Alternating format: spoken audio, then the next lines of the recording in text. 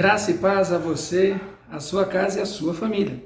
Hoje nós vamos meditar no Salmo de número 11. O Salmo de número 11 tem um total de 7 versículos e a gente vai se atentar aqui aos primeiros versículos. É um salmo cantado, é um cântico de Davi, um cântico de fé, de refúgio ao Senhor.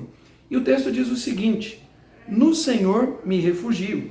Como dizeis, pois, a minha alma, foge como pássaro para o seu monte, porque eis aí os ímpios armam o arco, dispõem a sua flecha na corda, para as ocultas dispararem contra os retos de coração. Ora, destruídos os fundamentos, que poderá fazer o justo?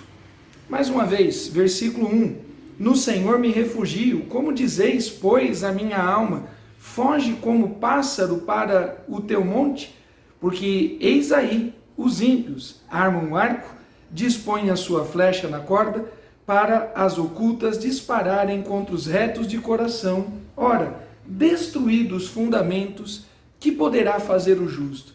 Esse é um texto realmente bem interessante. Eu quero te chamar a atenção aqui rapidamente a 3 coisas. O primeiro item diz a respeito da segurança que Davi tinha e que devemos nós termos no Senhor. Quando ele diz logo no início, no Senhor me refugio.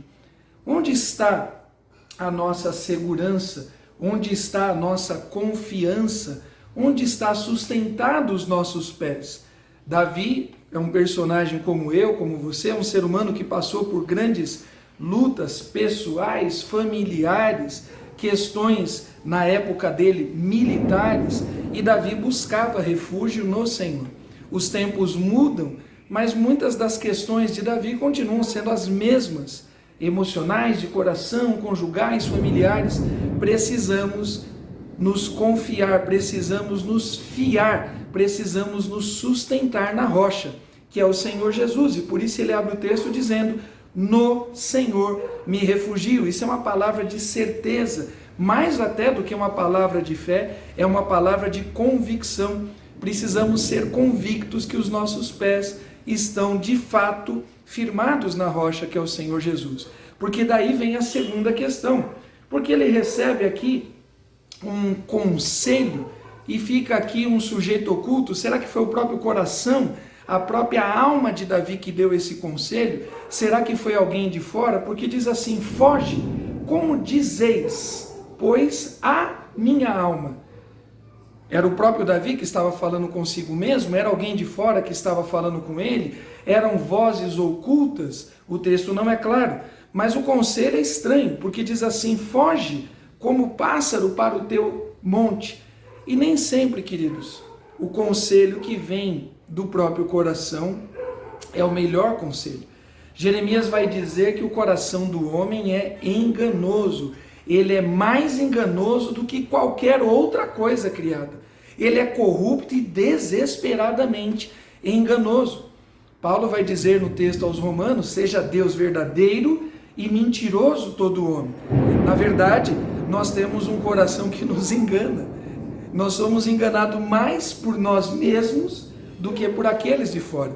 E muitas vezes, sendo enganados pelo próprio coração, a gente busca conselhos de fora que favoreçam aquela ideia inicial, aquela proposta, aquele desejo. Ou seja, a gente não foi enganado pelos de fora. Apesar de ter vindo um conselho, de repente de um amigo, de repente, sei lá, de um texto, de um livro que você leu, o que enganou no fundo a nós mesmos foi o próprio coração. E por isso é importante, João vai dizer que devemos provar os espíritos, devemos provar de fato o conselho para saber se aquilo vem ou não da palavra de Deus. E aí vem o perigo, porque o texto vai dizer, o versículo 2, que os ímpios armam o seu arco, preparam a sua flecha para as ocultas dispararem contra os retos de coração. Os maiores perigos não estão naquelas coisas aparentes. As grandes guerras, elas se vencem nas estratégias, na sutileza, nas ações de espiões, nos enganos, nas falcatruas, e assim também o nosso adversário tem agido. E muitas vezes você está olhando para alguma coisa maior, está distraído com aquelas coisas menores, ocultas, sutis. E aí vem a flecha e atinge o teu coração. Por isso, voltando ao versículo 1, no Senhor me refugio. É necessário guardar, é necessário esconder a nossa mente, o nosso coração na cruz de Cristo, onde nós somos de fato guardados, onde de fato o sangue de Jesus, que é precioso, o sangue de Jesus, que é poderoso, nos apresenta diante de Deus e nos esconde da presença do inimigo. O inimigo, quando vê a mim e a você, falho, pequeno, pecador, mentiroso, enganoso, lembrando de novo, o coração do homem é corrupto, é enganoso, é mais corrupto, é mais enganoso do que todas as outras coisas criadas.